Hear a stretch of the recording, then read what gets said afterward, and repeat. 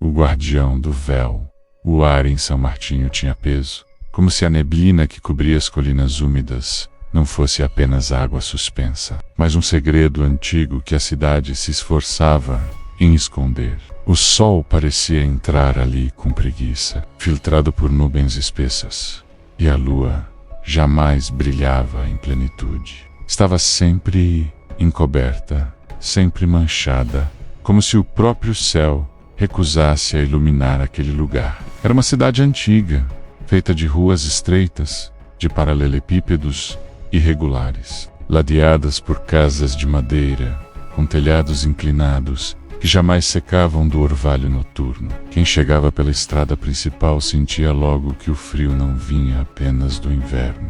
Havia um gelá que se infiltrava na pele, um arrepio que o corpo não sabia explicar. As janelas das casas, quadradas e escuras, não pareciam vazias. Cada uma devolvia o olhar do visitante, como pálpebras que jamais piscavam, como se a cidade observasse cada passo dado dentro de seus limites. Nos bares, mercearias e esquinas silenciosas, havia sempre o mesmo silêncio súbito, quando o assunto se aproximava da colina norte. Ali, no ponto mais alto, erguia-se a igreja de São Lázaro, abandonada e em ruínas desde antes da geração atual. Seu sino havia despencado durante uma tempestade, rachando o chão em dois, mas ainda estava lá, oxidado, deitado como uma boca aberta e muda. A torre quebrada apontava para o céu como um dedo acusador, denunciando uma culpa que jamais se apagava. Os mais velhos lembravam de tempos em que a igreja era viva. O velho fazendeiro Elias falava, entre soluços de medo, das missas lotadas, dos peregrinos que vinham de longe, dos sinos que ecoavam pelo vale. Mas a verdade do que aconteceu se perdera. Uns diziam incêndio, outros praga. Havia quem jurasse que não fora desastre natural, mas sim um pacto rompido, uma dívida que não podia mais ser paga. Restavam apenas advertências sussurradas às crianças: nunca subir a colina após o anoitecer, nunca se aproximar da torre em noites sem lua, nunca, jamais, responder às vozes que vinham do vento. Os jovens, como sempre, zombavam, mas poucos se atreviam de fato a desafiar o destino, pois todos conheciam os sinais que se espalhavam pela mata ao redor da colina. Árvores marcadas por símbolos espiralados, triângulos e letras que não pertenciam a nenhum idioma conhecido. E havia os animais mortos, coelhos, corvos, até cães, encontrados sem sangue, a pele marcada como pergaminho, os olhos arrancados. O silêncio da floresta era pior que um grito. Era a certeza de que ali dentro havia algo que respirava devagar, esperando. O inverno mais rigoroso trouxe novos sinais de agitação. Madrugadas inteiras sem vento, como se o ar se recusasse a circular. Pequenas rachaduras surgindo nos muros da cidade, veias escuras se espalhando como doenças nas paredes. Depois vieram os sonhos. Homens e mulheres acordavam em pranto, tremendo, após vagarem em corredores intermináveis, repletos de portas fechadas. No fim, sempre a mesma visão: uma figura de capa longa, imóvel, sem sombra, observando, sem piscar. Os mais atingidos por esses sonhos, como a jovem padeira Ana, emagreciam rápido, mesmo sem deixar de comer. Seus olhos afundavam, a pele ganhava um tom amarelado. Ela e outros começaram a se isolar, evitar contato, como se ouvissem algo que ninguém mais ouvia. Aos poucos, sumiram sem deixar rastros. Apenas os nomes ficaram nas preces, até que também desapareceram da memória dos vivos, como se jamais tivessem existido. Foi nesse período que encontraram Elias, o velho fazendeiro, morto em seu curral, ajoelhado diante de uma pedra coberta de musgo. O corpo não tinha feridas, mas o rosto congelara num horror absoluto, os olhos fixos em algo invisível. Ao lado dele, o chão queimado em círculos, brasas apagadas que nunca haviam existido. Ninguém teve coragem de sepultá-lo no cemitério local. Foi enterrado longe, em uma vala solitária, sem cruz, sem oração. A partir desse momento, o medo deixou de ser superstição. Crianças não podiam mais brincar nas ruas à noite. Homens armados vigiavam as entradas da cidade, mas desviavam os olhos quando avistavam a colina ao longe, porque todos sabiam a verdade. O mal não vinha de fora. O mal estava debaixo da igreja destruída. Dizia-se que, sob o altar antigo, havia uma cripta escavada em pedra negra. Ali repousava o livro do véu.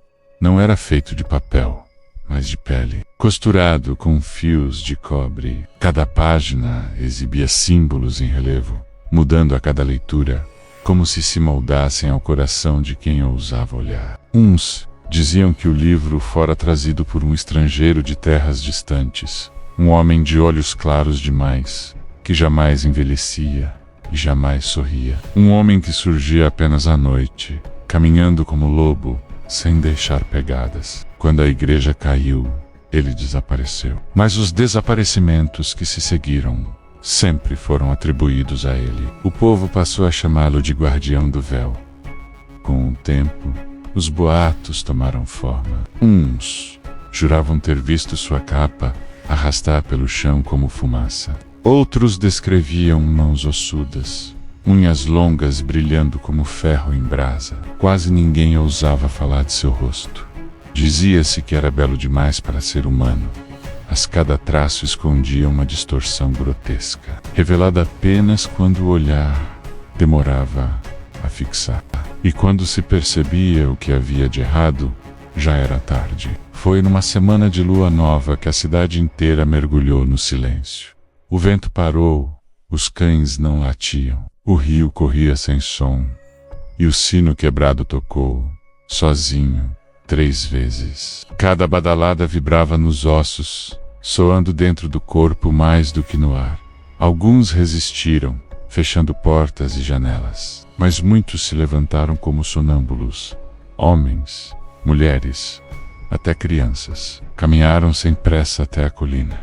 Ninguém ousou impedir. Os que ficaram apenas observavam, petrificados. O cortejo atravessou a mata, desaparecendo dentro da igreja em ruínas.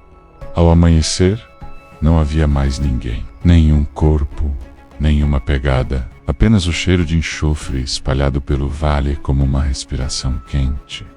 Dias depois, o horror se revelou. A torre da igreja, antes quebrada, erguia-se inteira, reconstruída em silêncio, da noite para o dia. As pedras brilhavam com umidade sombria, e no alto pendia um sino novo, mas não de bronze. Era de carne escurecida que pulsava, devagar como coração suspenso.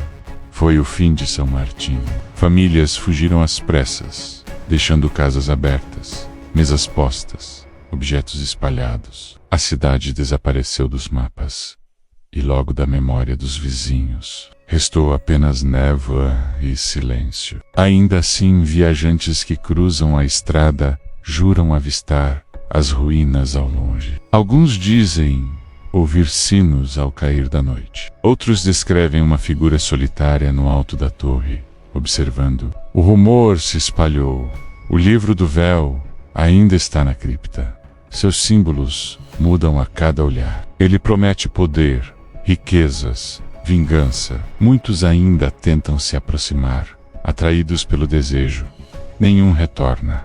Jura ouvir uma voz dentro da mente. Não é voz de homem nem de mulher. São todas as vozes ao mesmo tempo. E ela pergunta apenas uma coisa: o que você deseja oferecer em troca? O guardião continua à espreita, pois o mal não envelhece. Ele apenas se alimenta da pressa humana. Cada pacto abre mais uma página do livro. E a última página nunca foi escrita. Pelo menos até agora. Dizem que ninguém voltou, mas isso não é verdade. Houve um homem alto, de bigodes longos e terno bem alinhado, que conseguiu atravessar as fronteiras invisíveis de São Martinho. Seu nome se perdeu, mas alguns o chamaram de forasteiro, outros de herege. Ele se apresentou como mercador, mas não carregava mercadorias, apenas um baú de ferro pesado, trancado com 3 correntes. Ele chegou em uma madrugada de vento parado, quando a estrada parecia se estender infinita, como se jamais tivesse começo ou fim. Ao avistar a colina e a torre reconstruída, sorriu, não de alegria, mas de reconhecimento. Então é verdade, murmurou, como quem reencontra uma velha dívida. Instalou-se na taverna mais próxima, que permanecia de pé, apesar do abandono. Os bancos ainda estavam cobertos de pó, mas havia marcas de mãos recentes no balcão, como se alguém tivesse estado ali pouco antes. Não parecia se importar. Adormeceu no chão, com um baú ao lado, e pela manhã abriu um mapa tão antigo que os traços se desmanchavam ao toque. No centro, em letras apagadas, lia-se: Vetus Custos.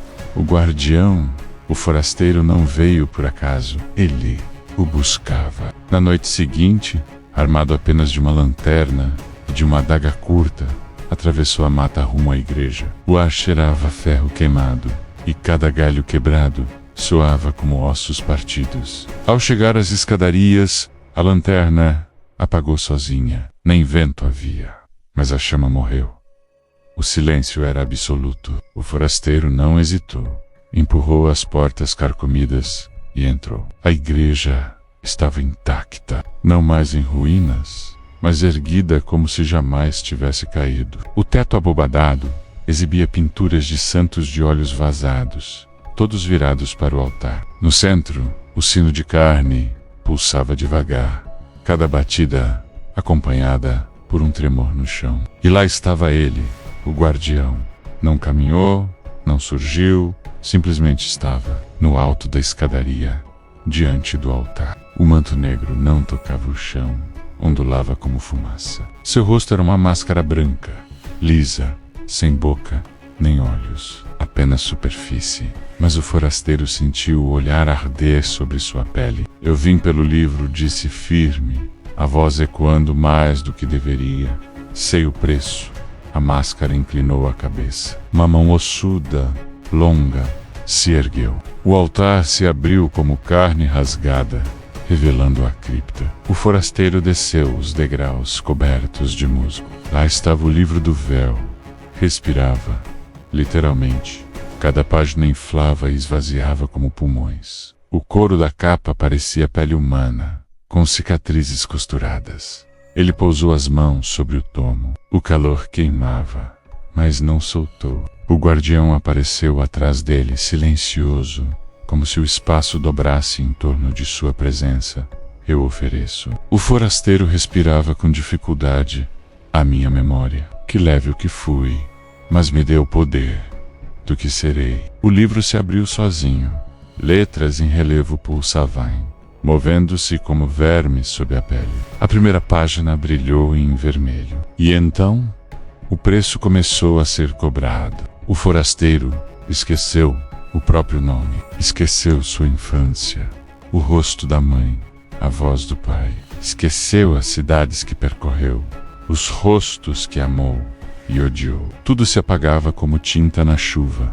Em troca, o corpo dele se transformava. Veias se destacavam como raízes. A pele endurecia como pergaminho. Os olhos ardiam em chamas invisíveis. Ele gritou, mas não de dor. Gritou de êxtase. Cada lembrança roubada deixava espaço para um novo símbolo surgir em sua mente. Símbolos do livro, compreendidos sem esforço, como se sempre os tivesse conhecido. O poder fluía em ondas, mas no último instante percebeu algo. As memórias não haviam sido destruídas. O guardião as havia recolhido, guardava-as dentro da máscara vazia. E em troca, o que crescia dentro dele não era apenas poder, mas uma fome insaciável. Dias depois, viajantes encontraram o forasteiro vagando na estrada. Estava vivo, mas vazio. Os olhos queimavam em vermelho. A pele era pálida como cera. E falava em línguas que ninguém compreendia. Repetia apenas uma frase, em voz baixa. Eu escrevi a primeira página, mas quem escreverá a última? Foi levado como louco. acorrentado, até desaparecer novamente. Alguns dizem que se transformou em servo do guardião, errando o mundo em busca de novos leitores para o livro. Outros afirmam que ainda vive, escondido, incapaz de morrer, pois a morte não encontra quem não tem mais lembranças. Mas uma coisa é certa: pela primeira vez, alguém voltou da colina, e o véu começou a se abrir.